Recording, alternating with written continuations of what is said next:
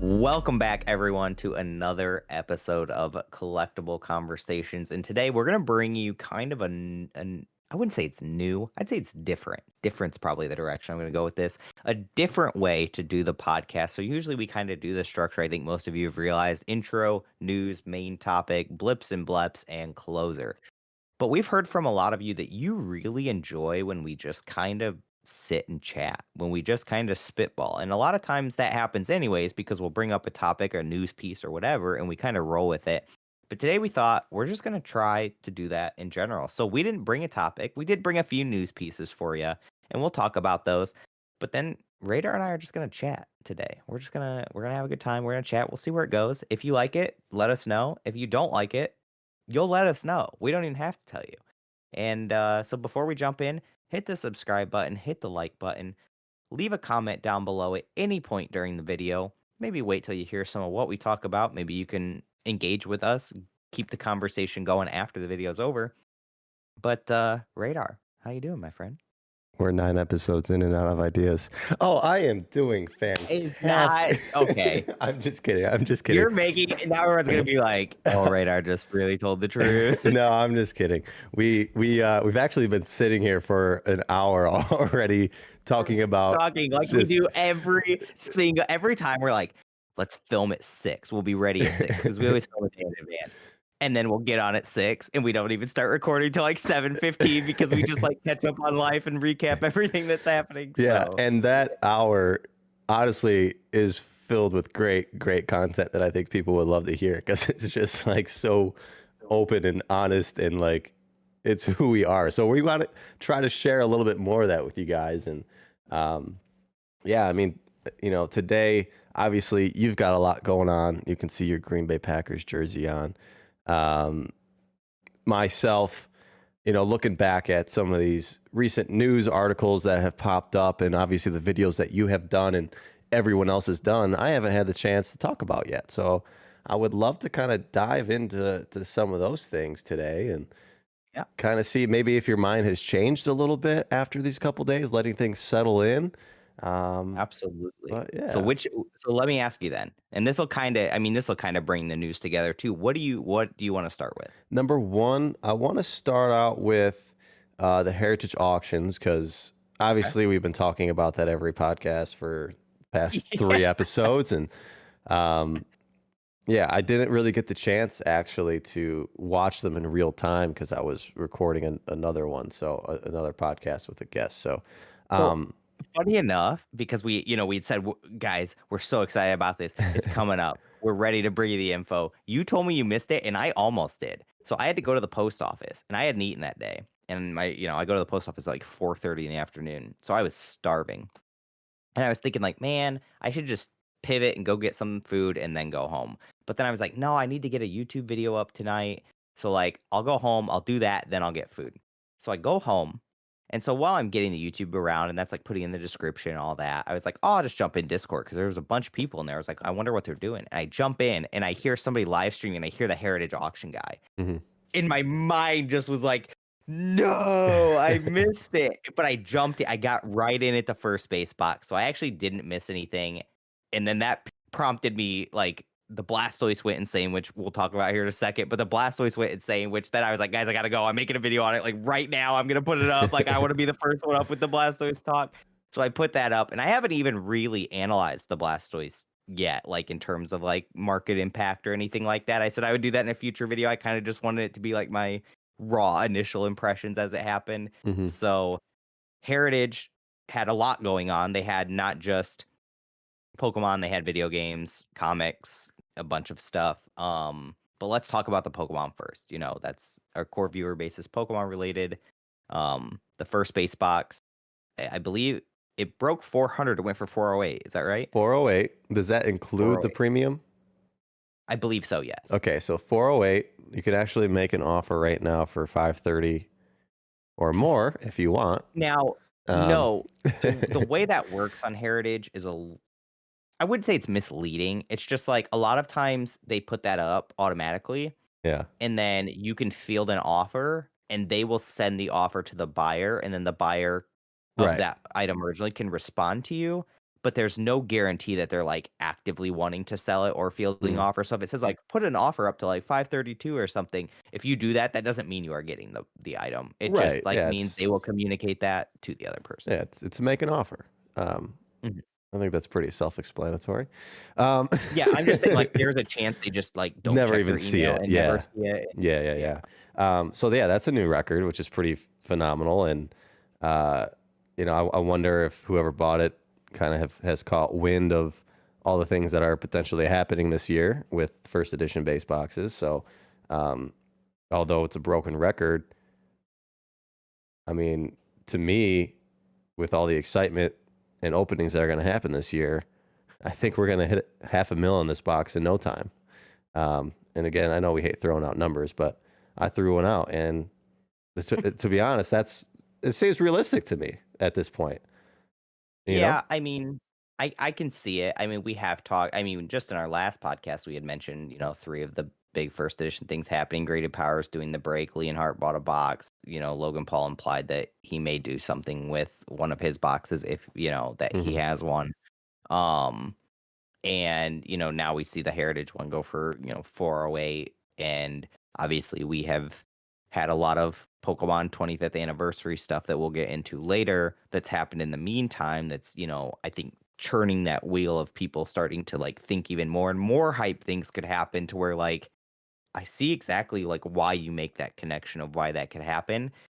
I don't like you said, I'm not huge on like throwing out Hmm. specific numbers because I don't know. But yeah, I mean, I mean, I at what point do people stop buying this box to break it and make money that way? Is that ever going to stop? I think it does. I'm not, but the thing is, and again, another thing we'll talk about here in a second is like the growth of like sports cards and things like that. Hmm. I'm almost not even sure that what the person does with the box matters anymore. I think it's just inherently like the item will continue to grow as long as there is like some even just fringe interest in Pokemon as a collectible, investable type asset. Hmm. As long as that exists, I think that box does just continue to grow because it pretty much just is the cornerstone of the English side of the hobby. Like, I mean, that is just the pinnacle of English sealed product. It might even just be the pinnacle of sealed product in the hobby, really. Yeah. And so, I mean, the day that first base starts to recede, I would kind of just be worried about everything as a whole, I think. Yeah. Like, that's kind of Yeah. where I like to me, it's just, the no-brainer. Like, if base first boxes are going down, we're probably in trouble. Yeah, that's interesting. I mean, we, next to this was the first edition Charizard as well. That I started seeing a bunch of posts on Instagram like, "Oh, it's going down in price," but in reality, it's stayed pretty much the same. Um, so I'm looking at it now. This one had sold for 300,000, right? And they Mhm, did so. It says 300,000, and you got to add the buyer's premium to that. So it sold for mhm. 360, correct? Technically. No, no, no, that includes it. So it actually went low, Oh, it did. like, compared to what people thought. Yeah, yeah, people thought it was gonna go, like, 360, 350 range. Now, I will say this one did look a little weak for a 10 compared to, like, the SGC copy that we saw pop up, that kinda thing. Um, I think it was kind of just also overshadowed in this Hmm. auction, um, by some bigger items, the first box, the Protostoice, and in terms of, like, interest, marketing, like, things we, don't see as much. We've seen a lot of first ed Charizard in the last year in terms of talk, multiple 10s, tons of 9s, and that coupled with the fact that I think once you start to get to that dollar range, your consumer base is a lot more educated, Hmm. and so the whole, like, buy the card, not the label, not the grade kind of thing plays a much larger factor, and Hmm. so if people deem that, if I were to cross this to Beckett, it's gonna get, like, you know, a weak 9.5 or something like that, that would probably play a part, um, and maybe it was just that there weren't 2 or 3 or 4 people that day that were interested in grabbing a 10, so it didn't run as high. Sometimes Yeah. auctions do just go low, and it doesn't mean that the whole inherent value of the card is lower, right? But even if we wanted to talk like, "Oh, it's in a retrace and the card's going down." okay, well, the card was like $40,000 like a year and a half ago. Yeah. Like, if we want to talk like growth patterns, like I'm not like really interested in like talking about first base Charizard in the sense of like, oh, it's retracing. I think it's kind of all like like you're looking at it in like a not you, but like people like in a very like Yeah. segmented like tunnel vision, like micro view of it. Hmm. Um, but I do think it underperformed compared to what people thought. I think people thought pretty much everything in here would be a new record, Yeah. and it wasn't the case. And I think that's okay. Yeah. I wonder how many people, how many deep pockets are out there now that are looking at PSA 10s and thinking about cracking them out to get black labels or pristines at Beckett. I wonder if that's ever going to be a thing. That since you That you mentioned, like how many people would crack PSA 10s? yeah, first edition Charizard going for that premium because there is a huge premium right Man, that's a now. lot of risk. Yeah. Because like I wonder if people are actually historically, thinking we about know that that a though. lot of the 10s probably should not have been 10s. Like if they were Right. graded today at modern standards, they probably would not have gotten that. Hmm. Um, Man, if you have the cojones to go out and buy one of those and crack it, grade it, more power to you. That's like peak gambling. Yeah. Huh. I don't know, there's some deep pockets out there that might take a shot at it. Hey, after what we've seen in the collectible world in the last week, I'm not questioning anything anymore. If somebody wants to do it, by all means, just Yeah. let us know when you do so we can report on it. Gosh, yeah, it's gonna be crazy. I mean, we saw so many records here, and before we move on to those, the proto stoys, of course, blew everybody out of the water. I mean, I think you were one of the most bullish people that I knew on this card, and I didn't bid. you didn't. Full I also couldn't I can't afford it now. um, I think you were expecting somewhere in the range of like what 50-60,000 for at one Yeah, I point. mean, I thought so I had somebody message me and they comment like on Instagram. And I've actually shouted them out before because they're pretty active in the community and his name's Joe Watson. He reached out to me again. He was the one that gave me the Logan Paul thing about the video saying like, hey, the first dead boxes were mentioned. Hmm. And he reached out, it was a few days ago before the auction ended. And he had a post from Facebook where one of the guys that owns one said that he had a 180K offer. Hmm. And kind of asked me like, do you think that's legit? And I said, I don't really know if he does or doesn't, but we haven't really seen anyone make a public offer anywhere in that range yet. And the one on Heritage at the time was sitting at like 11.4 or something Hmm. like that. So like to like imagine that jump on the last day from like 11.4 to 180 seemed like kind of a stretch. But I Yeah. did tell him, but I don't really know, right? It's like hard to know with something like that. And so I kind of just left it there. And sure enough, that last day, I think going into the auction, it was like like the live part, it was like right around like that 55 mark. Like it had gotten bid up on that last day. And that to me seemed more in the range of kind of what I expected. Hmm. Somewhere maybe 50 to 75, get a little hype behind it, the first one that sells. And, full disclosure, the auctioneers, I don't know if they like put up like a recording anywhere of like the actual auction, but the auctioneers really did a service to that card when like in their like actual verbal marketing of it, kind of the way they described it. Um that I think kind of gave people the incentive, like if they were on the fence to get in and bid, Hmm. and maybe that helped drive the price a little bit. And that's part of the reason why you go to big auction houses where they have experienced auctioneers is for reasons like that. But Hmm. man, then we watched the thing break 100K. And we're all sitting in voice, and a lot of us in there like are I would say probably more firm believers in it than what a lot of people in the community were, but there are some in there that are complete skeptics of the card and just don't like it, but everyone's just sitting there in amazement. And it breaks like 100. And then it's like 120, 130, 140, 150. And this is when all of us started to kind of get a little antsy, like a little nervous. Like, is this happening? Like, is this being shilled? Like, is somebody live bid shilling this thing? Like who knows what's going on? And like, because not that like we thought there was like foul play, because I still don't think there's foul play. I think everything's legit. I don't Hmm. think like Heritage vets their buyers. So like I have no doubt in that. It's just one of those things you ask yourself because you're like so in shock. so in disbelief. Mm-hmm. And then the thing breaks like 200. And that's when like the bid started to slow down. But they do like the fair warning, and Mm-hmm. then it'll give you like 4 seconds till it closes or whatever, and somebody can put another bid in and it'll like restart and the guy will talk a little more for 30 seconds, blah blah.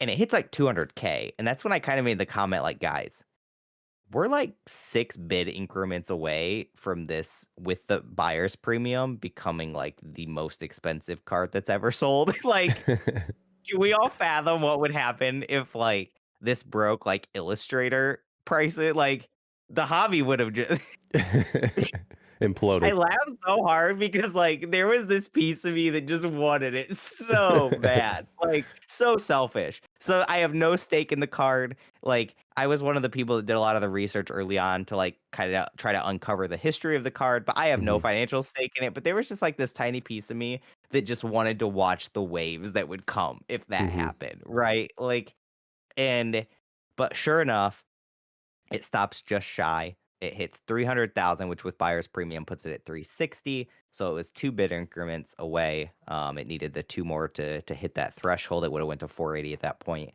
But dude, it was a ride. It was fascinating. It was one of the coolest things I've experienced in the hobby, strictly because there aren't many things that surprise me anymore. There Mm-hmm. aren't many things probably that surprise you anymore. I think we've kind of, you feel like you've seen everything. And when this card came out, that was one of those that, like, even I was a huge skeptic and didn't believe in it because, we felt like we've seen everything. And then when I started to like get into the history of it and uncover it, and then I ended up finding, Chris that had the sheet and everything like that. And that was like, holy cow, like huge. So to see that card finally go up for auction and the fact that, there were at least 2 other people out there that felt that its history was warranted and merited and went for that, Mm-hmm. to kind of collectively with a group of people just get to watch this whole thing play out and just it to stun all of us was just a super fun experience that I probably won't get to have for quite a long time in the hobby. I'm not gonna say ever, but Mm-hmm. it was it was exciting. It was awesome. Yeah. I So for mean, me, it was a fun ride. when I heard that there was a potential 180K offer on the table, I thought whoever was just mulling that over is the dumbest person I ever heard of. Like that's so much money for a card that went from being the most skeptical card in all of Pokemon history, maybe other than the pre-release Raichu, um, Mhm. to just purely authenticated real card. Here's a story. Here's the story behind it and all that. Like the shift with this card was so dramatic, so quick, and And why was that? CGC, I guess. I Like, mean, yeah, 100%. I mean, that card went from grading companies won't touch it, well-known people in the community saying there it's fake, it's not real, don't believe it, don't believe the story, don't believe the source, none of it, to CGC saying, bring us the cards, you know, reaching out saying, get us the sheet in hand. We'll do the history on it. We'll figure it out. And they authenticated it. And mhm, they did what needed to be done, not only to like say, this is real card stock or not real card stock, here's the grades, whatever, but to give the backstory, to give at least some degree of provenance to the card to be able to say, we confidently will put our stamp on this that obviously has a lot of merit in the collectibles world, but right now is trying to build up in the Pokemon world and telling people we believe in this. And they put it out there. And clearly their brand name in the collectible world carries enough weight that I completely believe that that is what derived this card's price. I mhm, think if that card would have went up raw for auction with the same story behind it, but without their backing, I don't think you would have seen anywhere close to that number. Not, yeah. I don't even think it Oh, would have hit five. I mean, we 5, yeah. saw nobody would buy that card for, 12 to 15K, 20K for a while when it was on eBay. Like nobody would touch it. Mhm, And it just sold for $360,000, but that's what it needed. It mhm. needed that backing by a trusted, reputable source. And so, yeah, that was that shift I think that happened in the community, and it still has its skeptics even to this day. It always will. But it, Yeah. yeah, and it always will. And I think that kind of just comes down to like what you deem. like personal preference in terms of what you deem as legitimate or not. But at the end of the day, the market doesn't care what you think. Like if you think like you as a person out there think that, that's fine, right? You're allowed to think whatever you want, Hmm. but don't fault the market for doing something just because it doesn't agree with your assessment. You know what I mean? And Yeah, like that's yeah. kind of how I view it. But I just thought it was like a cool historic moment for the hobby. And I mean, I know the SGC Charizard went for 360. I went and looked it up on Goldine's website just to make sure. And or Golden. I always call it Goldine, Goldane is a but that's Pokemon. just a Pokemon. Yeah. Yeah.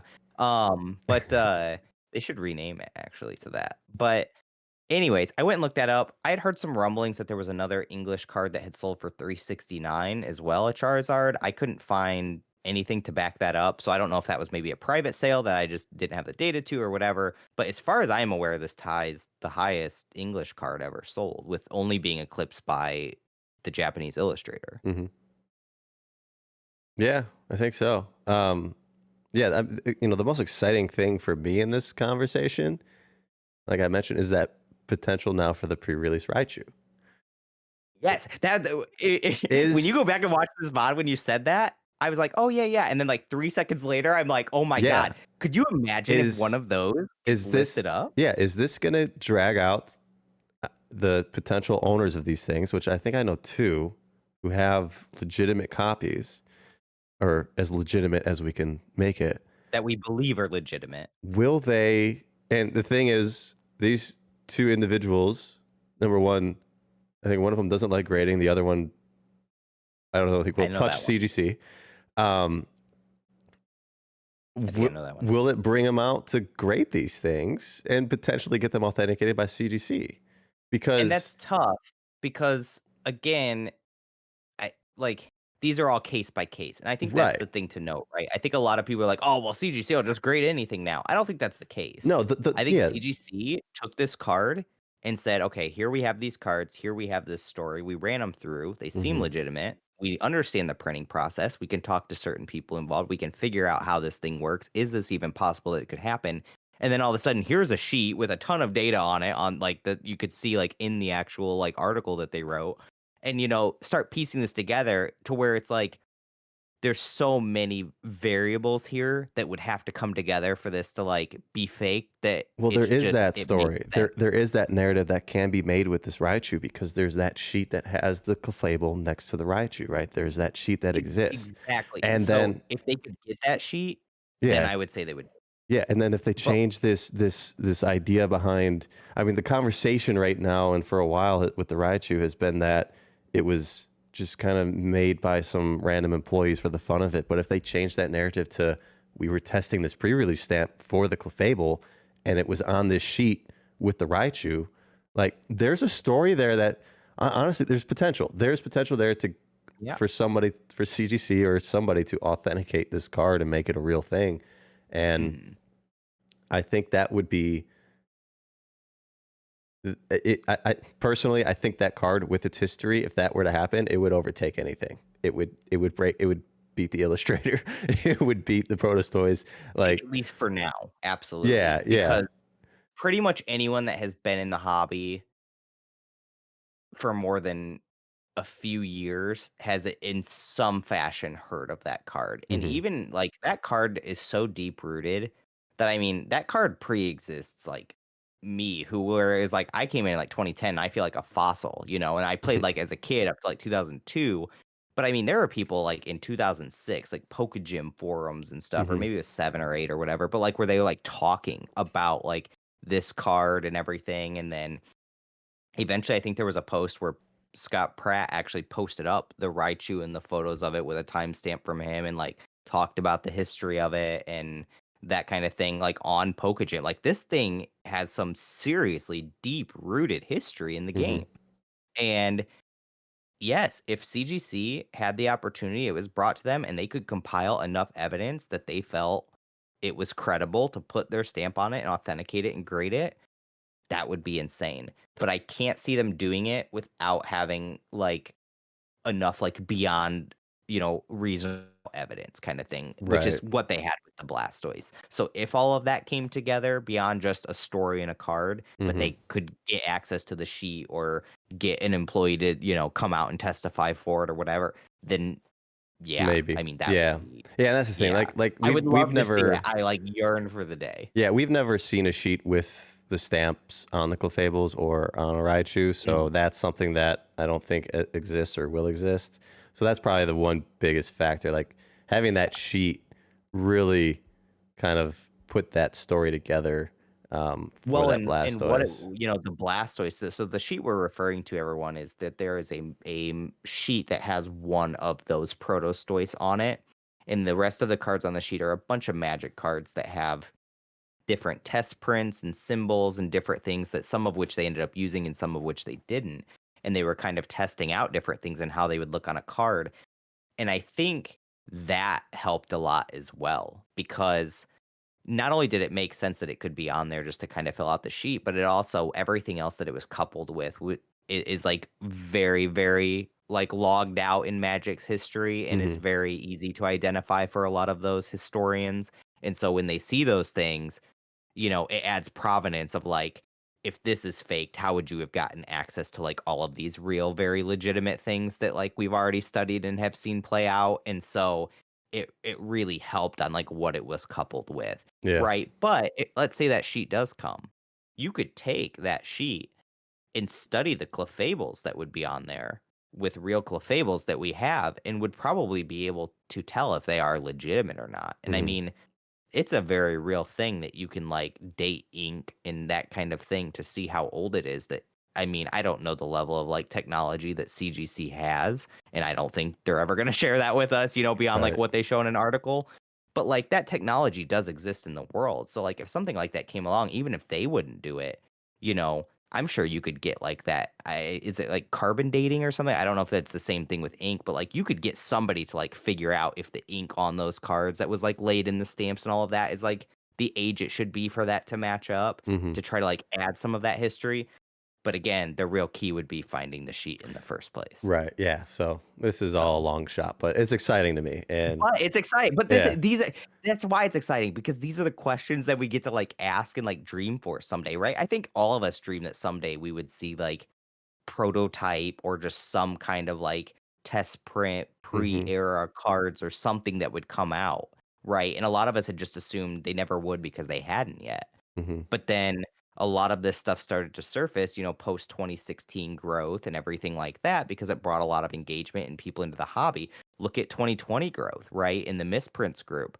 We're seeing tons of misprints pop up now of things that we didn't know existed. And, obviously I'm not going to say the source, but the other day I just saw a test print Ancient Mew sheet. Like not a full sheet, but like a 10 card sheet Really. that, like, is the actual test proof sheet, like, stuff like that, like, I had never seen before, Hmm. and, those kind of things that are just absolutely mind-boggling, and so it makes you wonder what else is out there, what else was just something that at the time, it was done because it was, you know, part of the process, and it ended up getting stashed away in some employee's stuff or some garbage bin that somebody else found it or whatever, and it's been forgotten about. And then all of a sudden, Pokemon becomes popular. That person sees it on the news or sees it on an article or whatever and says, "Oh, wait, they used to have some stuff like that." And they pull it out. And next thing you know, now we've got another breaking news story of a cool thing. Hmm. And so that to me is like the most exciting part is the story for maybe Protostoice is somewhat finished, right? It may have a new record-breaking price or something like that, but what are the other stories that it's gonna lead to moving forward? And that to me is, like, cool that the hobby is just ever evolving, and even when Yeah. you think you've seen it all, you haven't. Hmm. Yeah. It's So, it's it's pretty crazy, man. It's yeah, unbelievable. But I mean, Pokemon's not the only thing that's blown up. We've seen a correct. lot of other collectible headlines here. Um, Mickey Mantle PSA 9 for $5.2 million, which is a huge new record. Um, Takes the record back away from the Mike Trout card that was oh, 3.4, 3.2 million, something like that. yeah, It was in that range, something like that. but the big deal of it was more that it was a relatively modern card, and, Yeah. versus, like, Mickey Mantle is, like, one of your, like, pinnacle era. Like that would be like your first Ed Charizard of baseball, probably. Hmm. And, so this has kind of like reestablished its throne of, Yeah. I'll assert my dominance and take that price number back again. Thank you very much. So it's pretty insane though. I heard about that. And the fact that it happened on the same day as like the Heritage auction, Hmm. we're all freaking out about a 360K Blastoise and like how crazy that is, and a 408K first ed box, and like the hobby's going to new heights. And then baseball's all just like, hold our beer. Yeah, we got this. Don't worry, guys. Like, not a big deal. And like, that's cool though. That shows you like potential of where this could go. Cause I mean, Pokemon's massive, but Yeah. so are sports. Yeah. I So mean, it's funny though, because for the longest time, we just always consider ourselves as kind of the little brother to Magic, right? And we were following their footsteps. And when I got into the hobby in 15, 16, I was doing a lot of comparisons from Pokemon to Magic, and that's how I was doing a lot of my investing and speculating. And we see a beta 9.5 Lotus sell for 66,000, which, like we talked about before, you said was probably on par with what the market's at, but I just feel like Magic hasn't gone anywhere in the past couple of years. Like there's just not that much of that growth, because that's a card that we have numbers on of distribution, like how much was released, and the fact that you have a Gem Mint 9.5 like of the card, it's just shocking to me to see Magic start to fall behind. I mean, it's understandable with their reach isn't as big as Pokemon, and it's a very, very niche player base, but it's yeah, just and weird to I see think they've that just change. really struggled to cement themselves as a game that could be collectible, right? I Hmm. think anytime you're super involved in something, you're always, as a person, most people anyways are going to gravitate towards some kind of collecting with it, no matter what it is that you do, right? Like I buy video games because I like to play them, but I still end up like collecting ones I like. Hmm. And, things like that. A lot of people that find themselves playing Magic because they enjoy Magic sometimes want to like collect or keep cards that maybe they played in a deck before and enjoyed, or things like that. But Magic as a whole is not inherently designed to be a collectible game. It never was. And Hmm. so, you know, I think that has kind of always been their issue, and we're seeing them try to pivot that now, right? They're making like the Walking Dead card collabs and the Bob Ross secret layers and things like that because they see where the market is going, where the direction of cards are going, and it's not towards a competitive play field future. It is towards a collectible, like, rip it open and flip it, or rip it open and collect it, or invest it, or whatever future. And, Pokemon has like, luckily just in its inherent design, and even Yu-Gi-Oh to some degree are kind of following more the sports card footsteps because they were designed that way. Hmm. Gotta catch them all, the slogan, right? That's the idea. And Magic never really had that. Hmm. And so I think that's always going to be Magic's uphill battle, is can you effectively rewrite, what is it, 28 years of history? I think Magic was 92, 93, Hmm. something like that. So like 28 years of history on, the core design philosophy and player-based construction of your game. Can you rewrite that to make your game now fit into this mold of kind of what people want and expect out of, these items that they're buying and opening? And I'm not sure they can do that, but I think that is kind of attributed to why it is struggling. Hmm.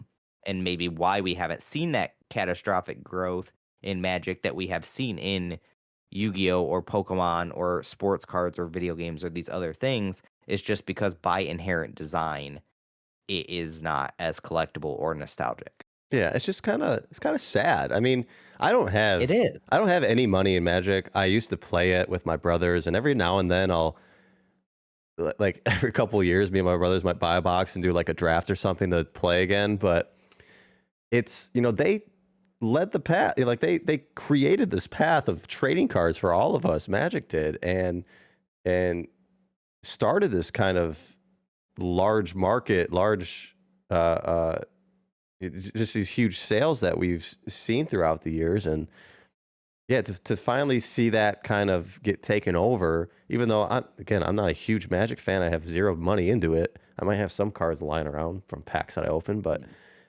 it's just kind of sad to see that kind of tailing off. And it's Yeah, and the point I do wanna emphasize is, like, this is not us saying, like, Magic's dead, it's Oh all no. falling off a cliff, Yeah, whatever, no, like, no, I no. actually am kind of a belief that, like, card games that are rooted in, like, an IP that is even larger than the card game, and Magic is probably one of the weakest examples of that, um but, like, I don't think any of these card games ever really die. I Hmm. think they get retired, maybe they quit making them or whatever, but, like, they pivot, right? And that's why I think the highest of high-end Magic will always be valuable. Oh, I just absolutely. think it's gonna hit some inflection point where its rate of growth is just kind of that of inflation Hmm. and not that of, like, big ebb and flow booms in the IP, right? Like, I've talked about, Naruto in one of the podcasts that we did, where now, thanks for that, a ton of people that watch my channel are begging me to make more Naruto videos. Sorry. Um, no, it's okay. But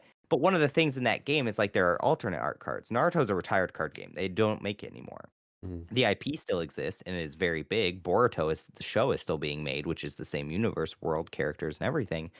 But those alternate art cards are still incredibly expensive. You would think if this game had kind of went the way that, kind of like what we're talking about Magic, Mhm. right? Like let's say Magic went that same way, you would think they wouldn't be worth anything, but they are because there's just like an inherent rarity to them and desire to own them, kind of like that status symbol type mentality that we talked about in the past and I'm sure we'll touch on in the future, but, like, I still see that happening for Magic even if it did wane, and I don't think Magic ever dies, I think you would just pivot the IP, do something else with it, maybe Mhm. make a TV show or a game or something, but I think your upper echelons, your alpha, beta, etcetera, Mhm. probably not even the full revised list, but, like, those, your power 9, I think that they continue to carry on in the Oh, future, absolutely. um, Yeah.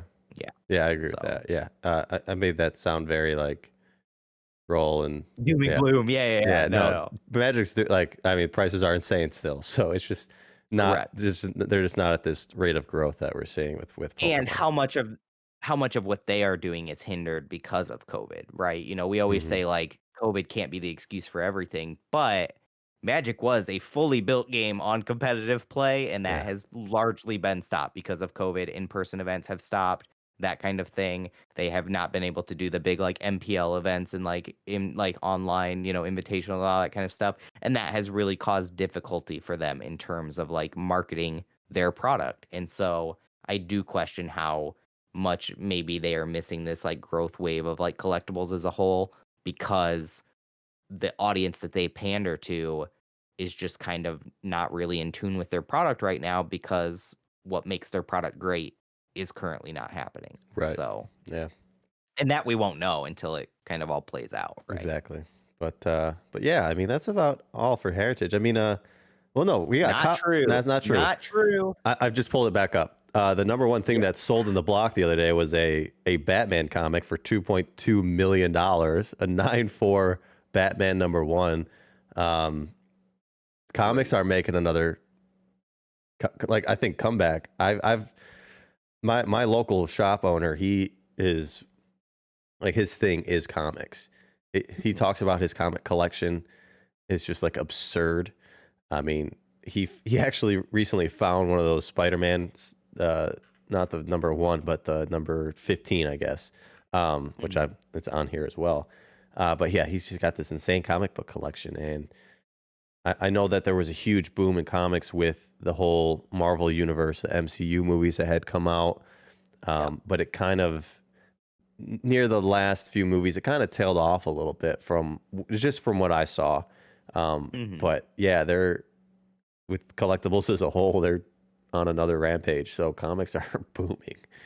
Yeah, and I mean, we've seen comics have record prices. I'm not gonna act like I'm the most comic aficionado. I'm not. I've Hmm. studied the comic book bubble, some of 92, 93 more just because of how that translates for, Pokemon and cards and the collectibles that I invest in. I don't have any comic books, but I've watched the market some and I've seen, kind of those ebb and flows and it'll have its like dip or cool down period, and then you'll see another big comic that just sets a record price and kind of leads more of them into that almost promised land of new territory, and then it'll cool again and it kind of does its thing, but it's always like there's another one that comes along that kind of does that movement, right? And we're seeing that right now with Batman, and I think that's super interesting.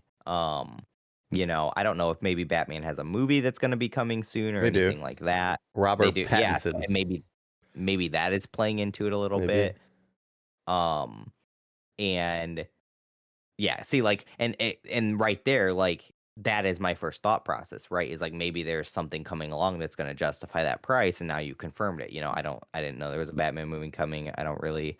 I actually just watched the superhero movies, by the way, for the first time, like last year during the pandemic. I was like, I'm gonna binge watch all of them. The only one I had ever seen was Iron Man, You call and yourself a so, nerd? Get out of here, man.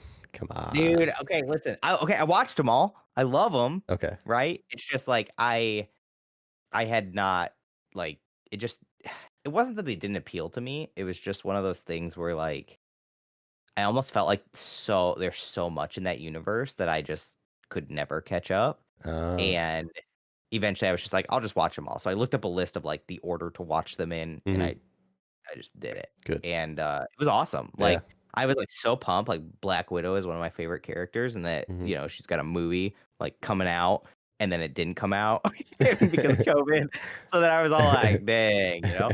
But, yeah, so now I wanna watch them all, right? And it was that easy for them to get me hooked, and I'm not gonna lie, when and say I didn't go look up, like, how much Iron Man #1 comics were, Mhm. right? Like, first appearance Iron Man, because I did.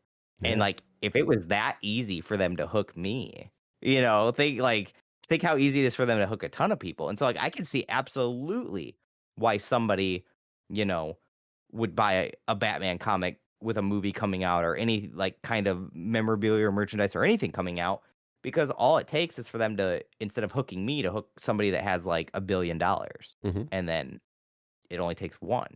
So that to me makes sense. I think it's pretty cool. I think it's cool that we're seeing this collectible growth as a whole. Mhm. It makes me, and we'll touch on video games here in a second because those also happen in Heritage, but it does make me slightly worried that some of this growth is inflation, because we have seen globally just millions, billions of dollars pumped into markets Think there's because one of of my COVID. blips. But, that does make me slightly worried, and, like, how much of that, Mhm. is at play here. Bitcoin's on a rise again as well, which is also a very speculative asset, Mhm. um, and how much of that money transfers across those boundaries as well. One of the theories that I have, and I'm probably not educated nearly enough to make this claim, but it makes sense in my head, is that when the stock market kinda peaks or hits its, like, growth cap for like a set period of time where it's going to be much harder for the stock market to make another big bull run or push, that people start to take their money out of the market and put it in other places where they can capitalize during that period of time, which is kind of like the self-fulfilling prophecy that almost causes the market to then cool down and retrace. Mhm. And could we be seeing that? Right? I mean, the market has had insane growth. And even when it had its wane at the start of COVID, it's pulled it all back. And so, you really question, have we even really seen the effects of all of that money that came in and everything like that? And is that maybe why collectibles are doing what they're doing? Is some of that money coming from the stock market or from Bitcoin or vice versa and going to leave our market and go to those? And again, I'm not educated enough to tell you which way or the other, but those are the questions that start to run in my head, Mhm. because if it was just Pokemon and we could say, oh, well, 25th anniversary, there was a lot of hype last year on the growth of cards, that makes sense. But it's not just Pokemon. You know, Video games are not going through their 25th anniversary. Mhm. Batman is not going through his 25th anniversary. And yet we're seeing this across the board in the collectible speculative asset market. And I'm not like here to start talking bubble talk, because bubbles exist all the time in all markets, just in like micro fashion. But could collectibles as a whole be on an inflated trend?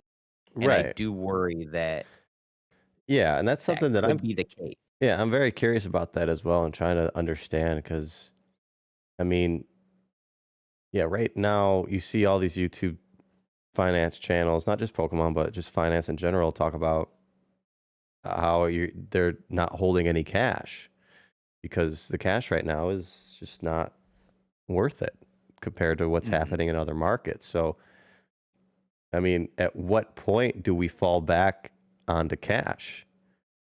are Hmm. we going to? Is it going to fall back to Bitcoin? Is Bitcoin going to overtake things? You know, like what's going to happen next? Because I mean, that's generally, I guess, what happens right after a economic crash. We flow back into the dollar because everything starts. It's just constant flow of up and Well, and down, after your right? economic crash, when you think things have like hit a floor or near the bottom, it flows back into the stock market because you're literally betting like on, like for us, we're in the US, you're betting on the US economy. Yeah. The money flows back to the economy because it got there at some point. There's price memory there. It's like unless the US is literally just going to fall off a cliff as a whole, which would be disastrous not just for us, but the whole world. You're literally betting on the country as a whole, which means that most likely over time you will make that money back, which is why it does that flow. Yeah.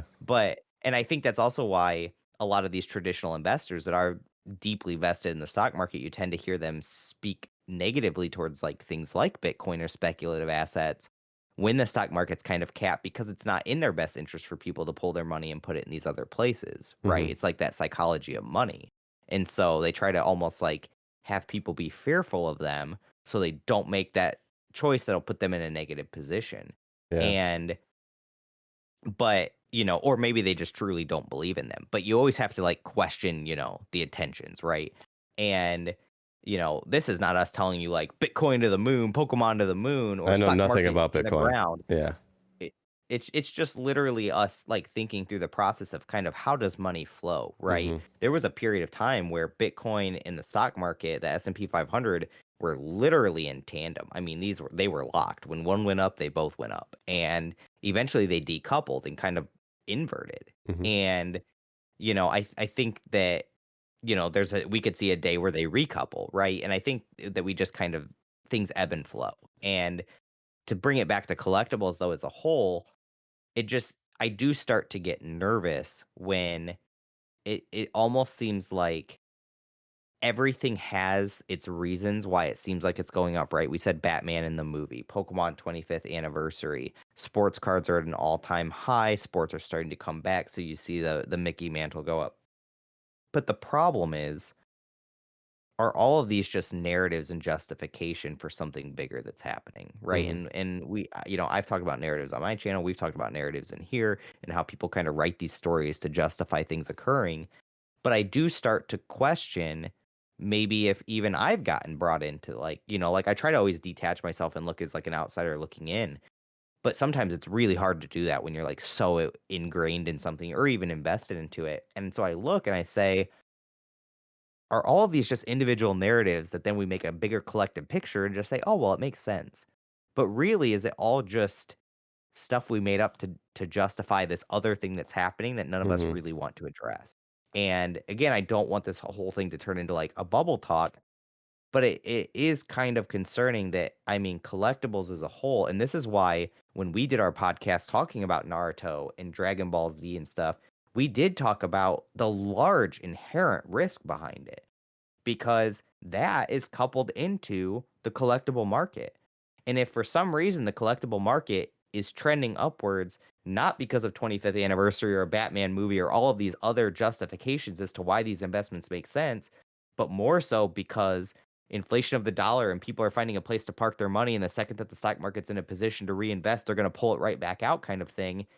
There's a massive risk that they don't perform or don't do anything. And so that's why we ask these questions and always try to figure it out. But you know, the deeper we go on these topics, the more I like look back and I like look at all the Naruto boxes and I'm just like, what have I done? You know what I mean? But Yeah. then like there's that other part of me that's like, but it does make sense. And Yeah. like that's what makes it so tough, Yeah. you know? I mean, like I had that conversation with Pat Flynn on my podcast about Tesla because he's huge into Tesla. And, Hmm. I mentioned this idea in my Team head Tesla. about Yeah. Pokemon where like I'm so involved, so engaged, so invested that sometimes I have to look at it from am I overconfident? Is there an overconfidence Yeah. here because of the amount of knowledge and information that I have? And I asked him about that with Tesla. And I think that was the one thing that kind of had him think for a little bit. Hmm. And although, I look at it from both sides, Tesla, like I look at it from both sides. I completely agree that there is huge potential as Tesla as a company in the future with the technology they're bringing to the world, to the table. But there's this conversation of, are people just buying Tesla right now at its price in 20 years? Yeah. And how there's no evidence and there's no numbers for it to be at where it's at today. It's everyone's buying on the speculation of the future. Yeah. And we're seeing that in collectibles as well. So it's just like, Mhm. it's really weird to Which is figure out. definitely the direction the stock market has shifted in, I would at least say, the last 10 to 15 years. Yeah. More educated people may even say longer or less time, Yeah. but I for don't me, know. that's the way it feels, is Okay. that, definitely kind of in the Amazon world where Amazon really started to take over the stock market, Mm-hmm. really started to, the talk was always like Amazon and Google or Amazon and Microsoft. When when that trend happened, when Amazon survived the dot-com bubble and just kind of came out and became a monster, Mm-hmm. um, I think that's when that shift started to occur. Mm. People said, "Man, if I would have," or Netflix is another great example. You always hear the statistic 52 some thousand% or whatever. If you would have invested $1,000 in Netflix, you'd be a millionaire today. Like those things are where people like almost wanted to start taking like the speculative. And I don't like to say gamble because I would like to believe that people when they speculate are doing research and like putting Yeah. some thought process into it. But it almost did start to create that speculative nature of the stock market in the direction that it takes is because people saw, I can take my standard steady 7% averaged out returns a year gains on the stock market, or I can take this small pool of money over here and put it on this like really risky thing that hasn't proven itself. But man, if this hits, Yeah. buddy. And that's literally like in my mind, like even with the data and the studying, because you can study the data of like a roulette table. That's like almost like putting your money on like double zeros and like Mm-hmm. hoping it hits because if it does, you're gonna be like loaded. And that's tough for me because I so clearly can see and say this about the stock market, but then I like turn my chair a little bit and look at the Pokemon market. And then I'm like, but this makes sense over here. This is Right. fine. And like, is it? Yeah. And, I mean, life's a gamble in general, but yeah, uh, it's so hard to like just come up with where I want to be at. I don't know. I'm so confident in Pokemon and Dragon Ball Z and Naruto and cards and collectibles at the moment. Like it's a little bit blinding, So am but I, right? yeah. And that's why, like, I say all this now, and 5 minutes from now, I'm gonna be like the most bullish freaking human being you're ever gonna meet. Like, because like 25th anniversary, Katy Perry's in, Leonhardt's in, they're tweeting at each other. We're going to the moon, baby. Get your moon And boots. I want to talk But about that too. We haven't even touched on yeah, yeah. that. Oh, we'll get there. We'll get there. But okay, we can divert from this topic. The last thing I want to bring up real quick, which won't be quick because nothing with me ever is Donkey Kong Video games. hit video games, yes, heritage. Donkey Kong is the leader of the pack for this last round. I think it was 73 or 72,000, right around 72. there. 72. 72,000, pretty amazing for that game to hit that mark. I think that's the highest that Donkey Kong has ever hit. 8.5 B seal. Yes. Yes. So not even like, I don't even know what we would see if we saw like a 9.6, 9.8. I don't even know if one of those exists yet. No pop There report really in isn't a WATA. great pop report or anything in video games. Hmm. Um, so Super it Mario would be World interesting. 9.0 B plus 50K. Super Mario 3 9.0 40K. Yeah. Yeah, stonkers. Which is kind of following what Mario has already done this year, right? Because we Yeah. saw the high end Mario 3 go for I think it was like 130, the Oh, last big block, or maybe it was the block before that. But okay. essentially, video games are rocketing right now. And it's interesting because this is actually a market that when I study it, I more question how did this not happen earlier? Hmm. Because you look at any graded like video games in design, this is kind of what we talked about with Magic, right? Magic by design is not a collectible thing. Video games by design can be a collectible thing, and they've definitely pushed that way over the years. But video games by design are meant to be opened and played, Right. not kept sealed. So a lot of these older games that had survived, how did they not already start reaching these crazier price points? And I think part of that is the shift that video games have taken over the years with the special edition releases and custom consoles and all that stuff Hmm. that's kind of pushed that collector mentality into the market, right? And, things like amiibos being short printed and stuff, it's kind of brought that demographic in.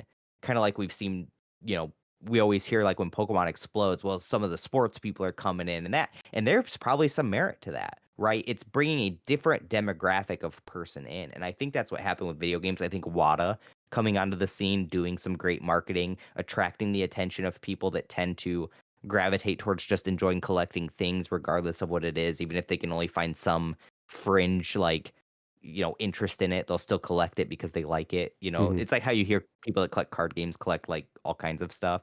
And um and I think that is what has kind of driven that. And so to me, a lot of the video game stuff is way overdue. Hmm. And I think that's why we're seeing not only these high prices, but then it's just like record price after record price because it's almost like it's making up for lost time. We talked about in the podcast with Dragon Ball Z and Naruto how you just can't find this stuff, Hmm. right? The games have been retired games for quite a while now, and just like finding sealed product of some of these sets is like impossible to do. It's the same way for video games. You take any game on the market that, is N64 and earlier, and you want a sealed copy of it, and your options are, a handful at best. And so it's not like, where we can take a graded card. Like right now, you go search First Ed Charizard, and outside of a 10, you pick any grade 1 to 9, and you've got a plethora of options available. Hmm. You go on eBay right now, and there's probably 20 PSA 6s, right? And that is just not the case for video games. Now, obviously, as prices rise, that'll pull some of them out of the woodwork. But I mean, some of these that I have behind me, it took me forever to find. Pokemon Stadium 2 is a great example. That, I've talked about that before. Did I have an attachment to it? Didn't I have an attachment to it? But it was a game I knew I wanted to buy eventually, whether it was for a status symbol or because I liked it or whatever. And I just couldn't find a graded copy of it. Hmm. Like it wasn't out there. And then you couple that with things like reseals and the difficulty of grading and, turnaround times and all of that. And I mean, that market just feels like it's poised to push. But It's then a we go back 5 minutes ago to our conversation. Is it poised to push, or are these all just narratives that I'm well, writing it's it, that it's a make it completely sound good? different industry too, right? I mean, I think we Mhm. have just about on every game the numbers that were sold. That's something that was kept track of and public information Yeah, throughout the most years. definitely. Um, it's a different mindset from a corporate standpoint on selling these games versus cards, where uh, you have a better idea or estimation of how much you want to make and sell to the market with the popularity that you bring with your E3 or E4. What is it? E3 E3. E3 E events. All this, Yeah. you're able to gauge the interest level on the game you're producing and how much to provide. So back then, Yeah. that's kind of how it was. So there wasn't a huge abundance of extra games, except the grab box at Best Buy or whatever, where the the games were just piled on top of each other. You would go in and file through it until you found something you want for $5, Yeah. and that damaged all the leftover sealed copies of this stuff. Yeah. Like No, absolutely. even like a GameCube game where the box doesn't get crushed like a N64 game would. It still scratches up the seal, rips the seal, does something to mark it up, and The little corners always e- poke through. exactly. Yeah. So the video game world is interesting in that aspect because of that information that's out there of how much was sold. So um, Yeah. And and I I think the do thing think that it's a really much wider audience too. I think video games yes. has a wider audience than we kind of think. And Mhm. yeah, Well, it's it's like the data of like 1 in 3 households own a console, oh yeah. or some way to play video games, whether it's a computer or anything. Hmm.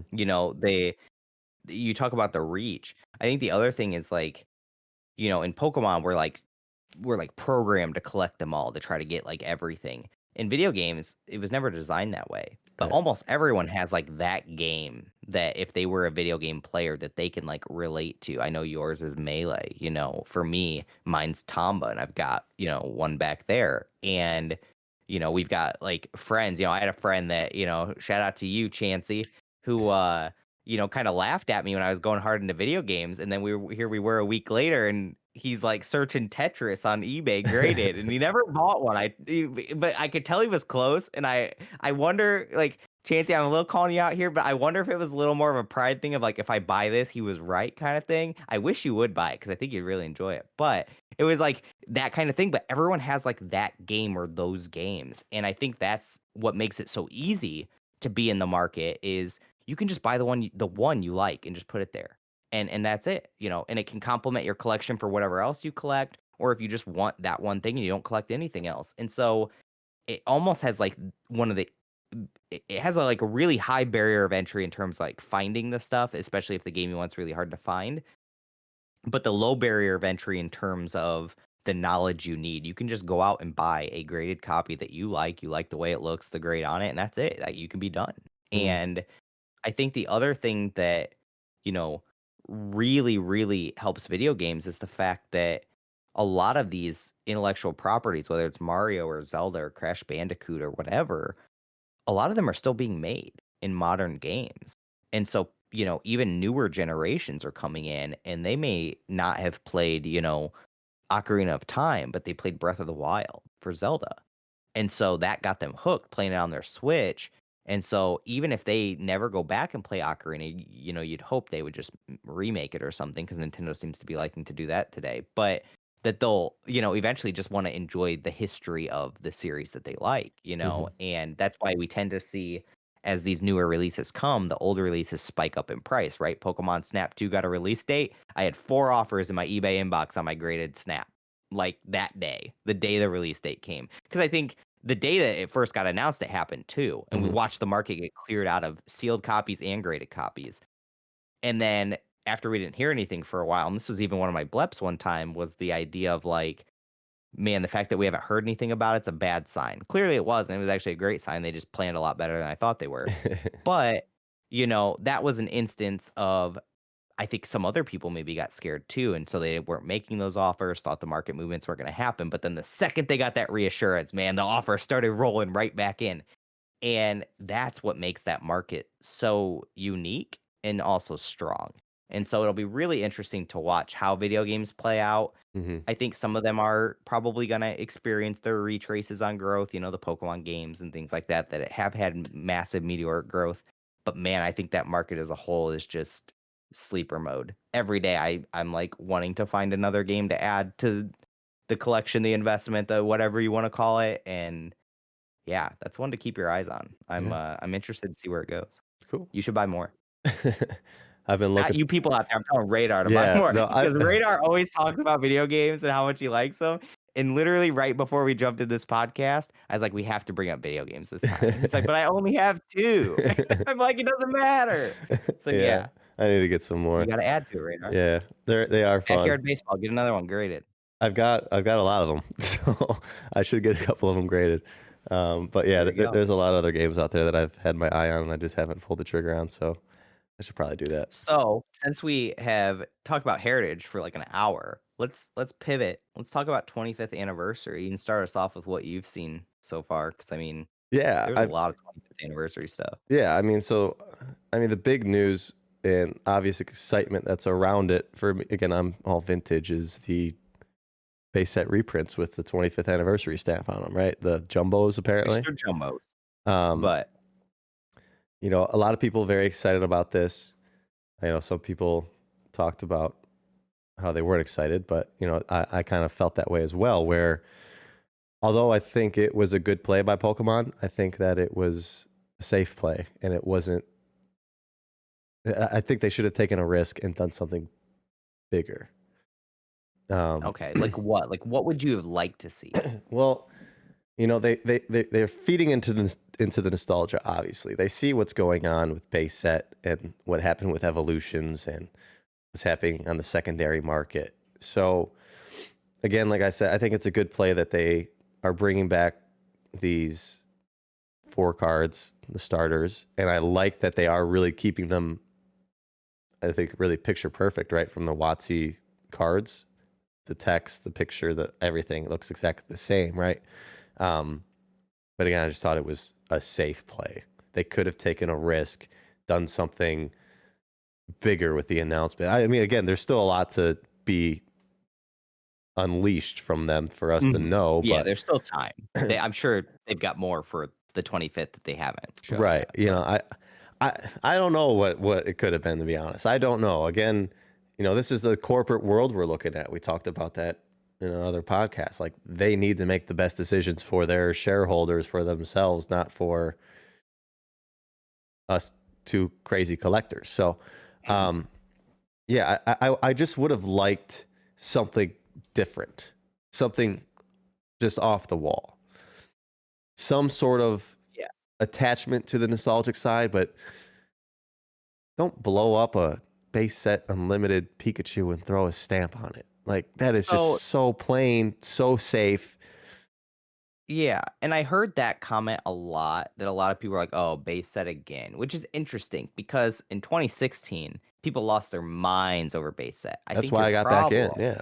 with Evolutions, yeah, I think the problem is that they literally reprinted Evolutions and beat that horse so to death over the last 4.5 years, and now we're seeing Evolutions spike again, but a lot of that is because people entering the hobby on the current hype did not experience that back when it happened, but those of Hmm. us that have been here since then, I mean, it was every collection box, more Evolutions, more Crimson Invasion, here we go again, and it felt bad. So now we're, even though they are just the original art, original text, original font, everything, it does just kind of feel like a wash. And I got excited, but I get excited about just about everything.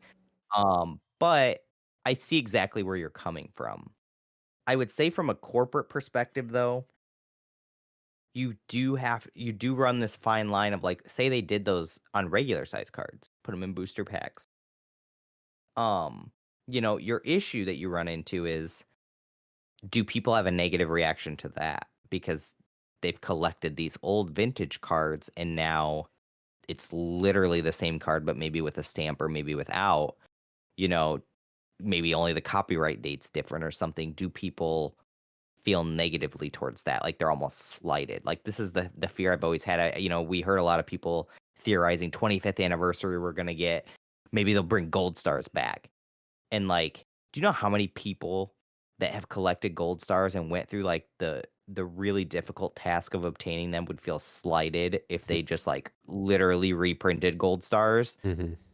That and like, there's a whole nother reason I don't want them to print gold stars, but we don't have to go into that. But like, the reality is just like, I think it's like a dangerous thing that they like have to balance, is like that collector aspect that makes their game great, and you know also allowing your like people in the now that weren't around then to kind of experience and live that, so they get some attachment to it.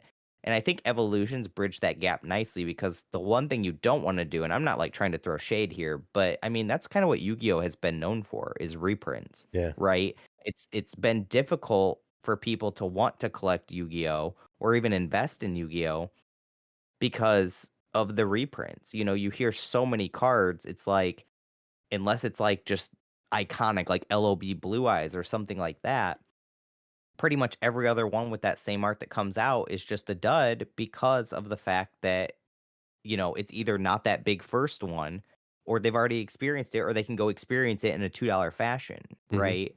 And so you always have to be nervous that they're gonna make that same mistake, I feel like, that Konami has kind of made. And, you know, I don't know really how you can do that big explosive thing without taking that risk. The problem is just, I feel like the downside from that risk is so much bigger than what the upside would be if it played well. To Do you be, agree, disagree? I, we'll find out in hindsight. I think that doing the boring, safe move can very well be worse on the downside than that risk. Mhm. It, you know, so we won't know. I mean, why can't you just give me like a full art version of the original base set Pikachu? I would have loved that on a jumbo, especially. Maybe you'll get it. Hey, You know, again, there's still, that's the one thing. We're some being, sort of we're twist. analyzing and being a little critical, but we do still Yeah. have the whole year left. Oh Like yeah. Of course. There's the so much 25th to be. anniversary set, by the way, is apparently gonna be in October. Yeah.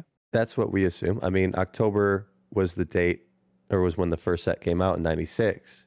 Was October something. February 27th was the video game. October 19th. I don't know the actual date. Was They'll correct us in the comments very angrily on their keyboard. Yeah. So yeah, but February we'll 27th. lean on them. Check the comments for that person. Yeah, I know the video games for a fact, but the card game, I don't know. So yeah, you better hope you're not wrong. That's gonna be bad. Google, hold my hold. I hope Google will back me up on that one. But yeah, so I just thought the 25th anniversary announcement was not that great of a play. It was fine. It was good. Wasn't shocked. So that was their announcement, right? Yeah. Like they posted the Twitter post, whatever. But it almost felt like a teaser. No. Because they released the card thing and the Bear Walker skateboard. So they're going to do a collab again with him. He's going to release a Pikachu skateboard. We can break down the analytics of the skateboard, if it's going to be short printed, not printed enough, whatever. If they're going to be hand done like all the others, they probably can't make a ton of them, which means it's just going to end up being scalper mode, and that's bad for the hobby, and people are mad and whatever. All of that. But that came. And then we saw the intro video. Sorry, I just wanted to speed up that analysis a little bit because that's pretty much how it was all going to play out. Yeah. Then we had the intro video that they kind of did with Pikachu in the little cart and doing all the stuff. And then Katy Perry. Mm-hmm. Like those were kind of the big things that surrounded this. And then the Pokemon Snap 2 announcement. That was the most exciting thing for me. With the date. And we'll get into that, but with the date. But that to me almost felt like it was like giving us a taste of like, hey, we're doing this thing. This is the year. Stuff's going to be happening all year. Keep your eyes peeled. Because if you think back to 2016, they also did a little like 25th or 20th announcement kind of thing. Mm-hmm. But it was really the Super Bowl commercial that like got us going. Like got people hyped of like Pokemon's gonna ball out this year. Like they did a Super Bowl ad. And that was one of the best commercials that year, by the way. Like that, like definitively, not even like for the Pokemon people, like all the websites that like ranked them, it was in like the top 3 for a lot of them. Mm-hmm. And because it just like got people amped. And so that's kind of like, they don't have to do a Super Bowl commercial, but if they did, I feel like that would almost be the cornerstone. Like that's kind of like what I'm waiting for. And maybe this just was their announcement and it just didn't have that impact. But it almost felt more like a get ready kind of thing, not a I hope you're ready because this is it. Yeah. So maybe that means I was underwhelmed because I'm expecting this other thing and it's never going to come. And at which point then I'll feel disappointed. But I'm still like optimistic that like bombshell is coming. Yeah, I mean I can't wait to see what that set's going to be. I hope it's more than I can imagine. I can't wait. It's going to be so much fun. I just want to be able to get. When I say that bombshell, I don't mean the set. Like we can't wait till October to have the bombshell. Right. But there's like, going to be there's going to be like you said an announcement before that, some sort of commercial before that will help. It's going to slowly kind of play out what's coming. They need to build us up into something big that happens this summer that then leads into that set, right? Like the promo cards in the skateboard are not carrying us to April when Pokemon Snap 2 comes out. Like we need something to keep our juices flowing until we get Snap 2. Snap 2 comes, keep the juices flowing, running in through the summer. Something else comes, and then keep those juices flowing into the set in October, and so on and so forth. And there have been a lot of rumors that Diamond and Pearl remakes are coming, which there's been rumors every year since like probably the year after those games came out that remakes were coming. But it's really started to pick. Are you snoozing? Are you snoozing over there? Okay, even if you don't like them, there have been rumors that those games were coming. That could be a big summer thing that would get people hyped and talking. Even if you're like not into them, just more Pokemon games, right? Well, it's funny. My podcast that comes tomorrow after this will drop is with a younger collector who his first set was the Diamond and Pearl era, so kind of ties in well with that, I guess. Plug them. Go. Miracle Grow. Good old Troy. Not to be confused with the stuff that helps your yard grow. That's true. But yeah, it was an interesting conversation. He was teaching me a lot about the Diamond and Pearl era because he hates my little. You just see the disdain wash over. But yeah, I don't know. I don't know what to expect anymore. I I love everything that Pokemon does, so whatever they do, it'll be fine. But Yeah, I'm super excited. I think it's gonna be really hard to trump 2016, which is what I yeah. think a lot of people are expecting is like 25th is gonna beat the 20th anniversary. Because Pokemon Go happened in that year and I think hmm was even bigger than what Pokemon ever imagined it was gonna be. hmm It's that was like one of those times that like obviously COVID has made 2020 and even the start of 2021 really rough. That you hear people almost like make the joke like Pokemon Go was like the last time the world was like at peace, like that everyone playing like for those few days was just like pinnacle time. And like, you know, it's hard to recreate that magic. So I think if you're going into 2021, 25th anniversary with the expectation that, that everything's going to be bigger and better than what it was that year, I do think your odds of disappointment are much higher. And I don't think that's at the fault of Pokemon. I think it's just that then you like built it up so far in your head that it wasn't ever realistic for them to reach it. hmm And that's why I'm trying to go in with just kind of this open mind of like, give me what you got. I'm gonna enjoy whatever it is, and take it for what it's worth.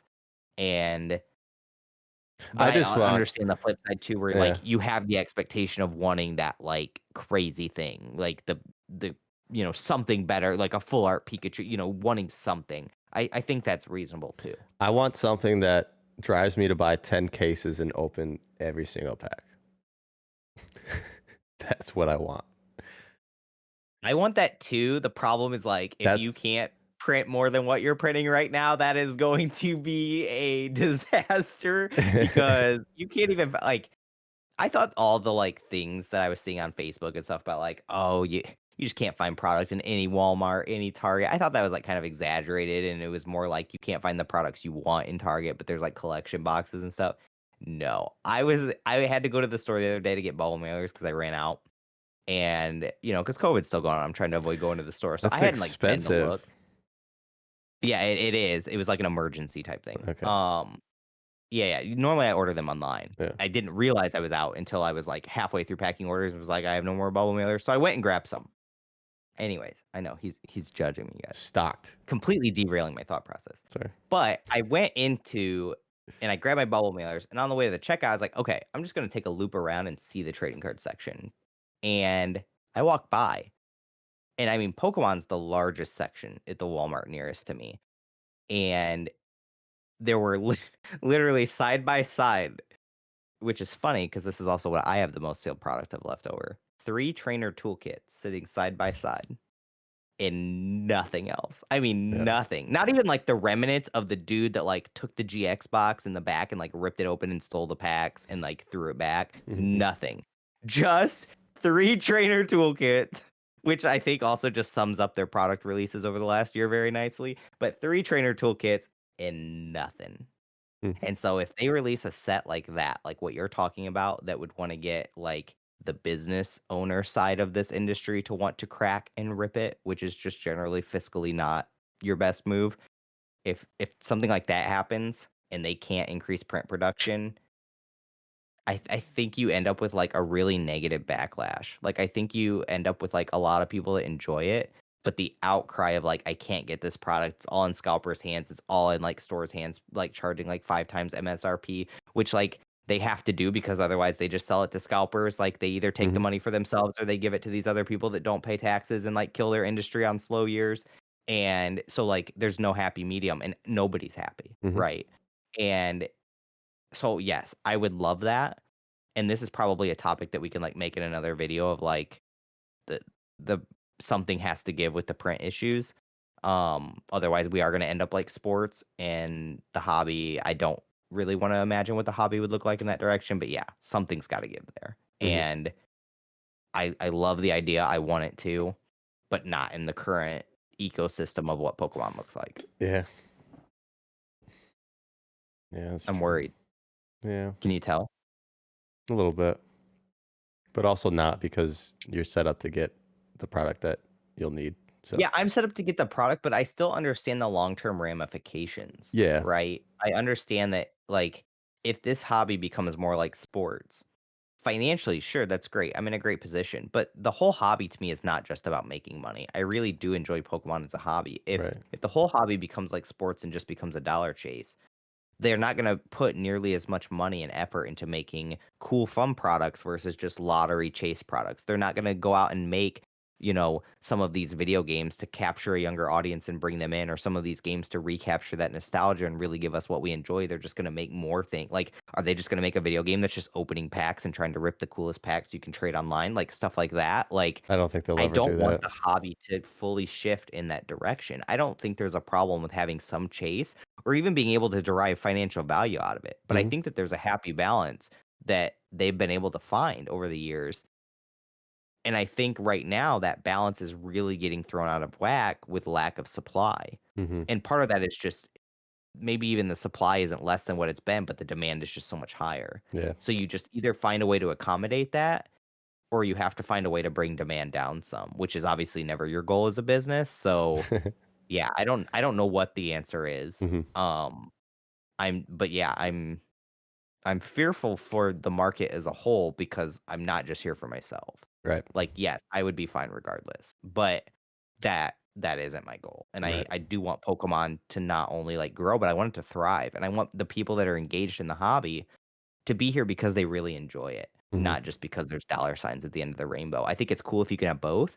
But if I had to pick one or the other, I would want people to be here because they like being here and they like Pokemon. Hmm. Yeah.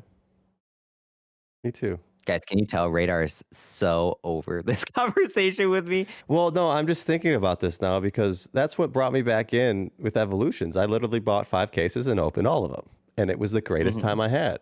And I haven't done that since. I mean, I've bought stuff to open, and I've opened plenty of things, but I haven't like it's a different feeling when you sit down. Like there was I just wanted the full set. I wanted to pull as many Charizards as possible. There wasn't money behind that Charizard at that time. This was just a full like, hey, I called my brothers. Let's open up some Pokemon cards together. I want to do that Yeah. again. Like I want that. Like I don't want a full art Pika because it's worth $2,000. I want a full art Pika because I want to get this full set and enjoy opening it with friends or whoever. Like I Mhm. want that Yeah. experience again. And I wasn't able to do it with Hidden Fates because product was limited. I wasn't able to do it with really just Hidden Fates. Any other set I didn't like think about that with.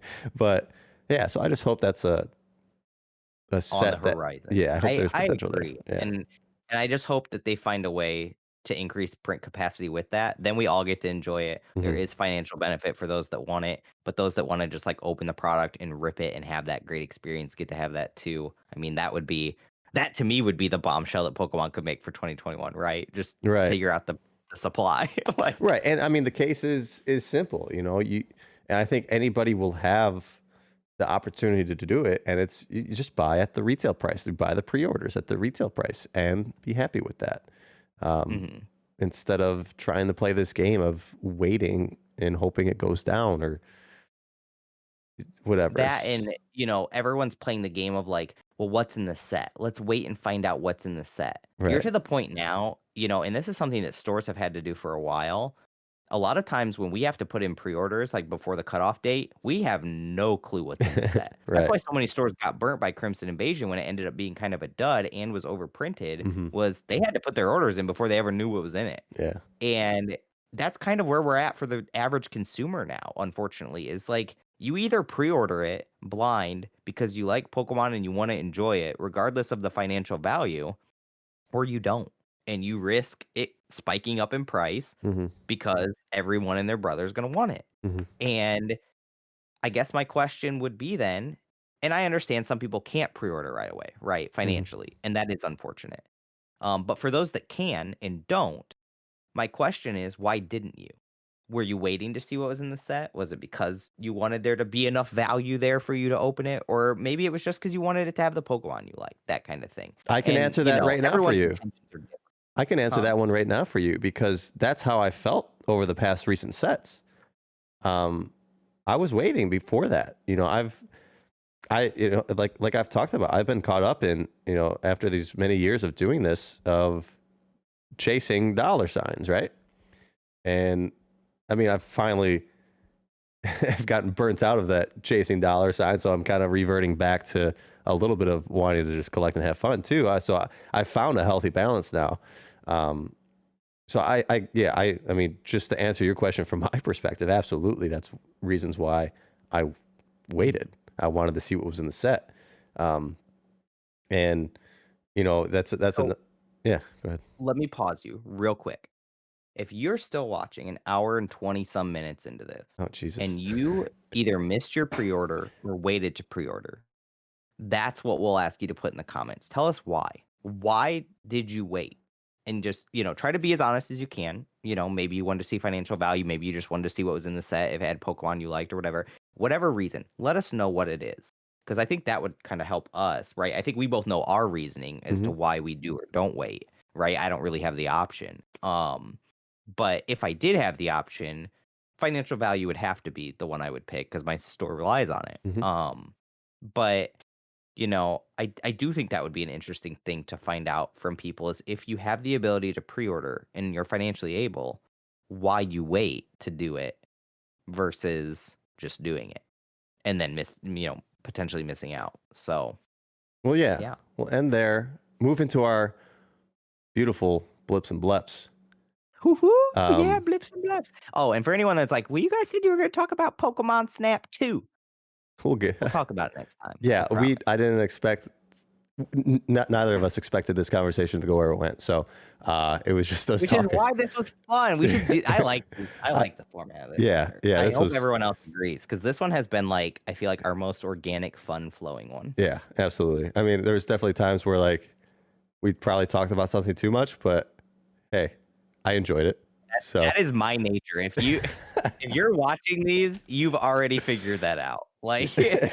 But we're not stopping the blips and bleps segment because this is my personal favorite, and whether or not you guys like it, I'm gonna keep doing it. Even if Squeak stops, I'm gonna keep doing it. So he's gonna keep doing them. I just shut off my camera and leave, and he's just here doing them by himself. So why don't I start with my blips? I actually had removed one, but I'm gonna bring that one back because you talked about inflation and all that. So inflation was kind of one of it, but I'll start. Number one, Justin Bieber will make a comeback into Pokemon. Part 2, I guess. All right. Mine we touched on a little bit as well. But I do believe the video game market for some things is due for a cooldown. Long form content, such as our podcasts, will be taking over the algorithm on YouTube in the near term future. Like a year or so. I think we're early, but okay. My next one, Pokemon Snap 2 will bring back the Pester Ball. I don't know what that is, guys. Please comment below. I'm done. Oh no, is that the? Yes. Oh yeah. Oh kidding? yeah. Okay. I thought it was something else. Sorry. They showed us the apple, right? The food in the trailer, but we still haven't seen the Pester Ball. Okay. Yeah, I know it. Yeah. Okay. I thought. Yeah. Okay. Don't worry, guys. No, I know what that is. I know. Radar. Video game player. No, Pokemon Snap. I beat in like an hour, so whatever. Last blip.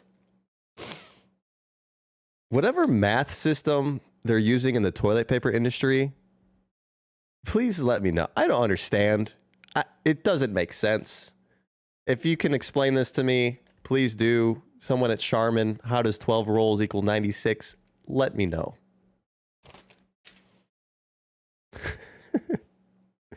You're going to win, and that's so freaking unfortunate because no one actually wants to hear about that. Okay. My last blep is the 25th anniversary set will have some unique type of chase card that we have never seen before. I believe that. Which kind of touches on what you were talking about. The toilet paper? No. Cool. Well, that's our show, guys. That's Collectible Conversations, episode 9, I think. Our last one that we're ever doing. thank you guys for watching. Be sure to like, subscribe, follow us on Instagram. Hit us up on Discord. Our link's below as well. We like to hang out there. So thank you guys. And been very active lately. Thank you. If you're in our Yeah. Discord and you're still here right now, thank you for all the support. It's been fun having so many new people come in and get their experiences and chat with them and see their collections and everything. So thanks for that. And if you're out there and you want to be a part of a community that discusses stuff like this, but also just enjoys the hobby or other hobbies, jump in, have fun. Yeah. Cool. Well, thanks, Squeaks. Have a great rest of your week, man. Go, Pat, go, baby!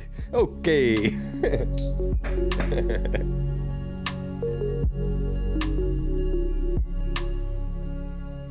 Other part of Heritage ends today, actually. DK. Oh, no. Tomorrow. Donkey Kong. DK. Donkey Kong is here.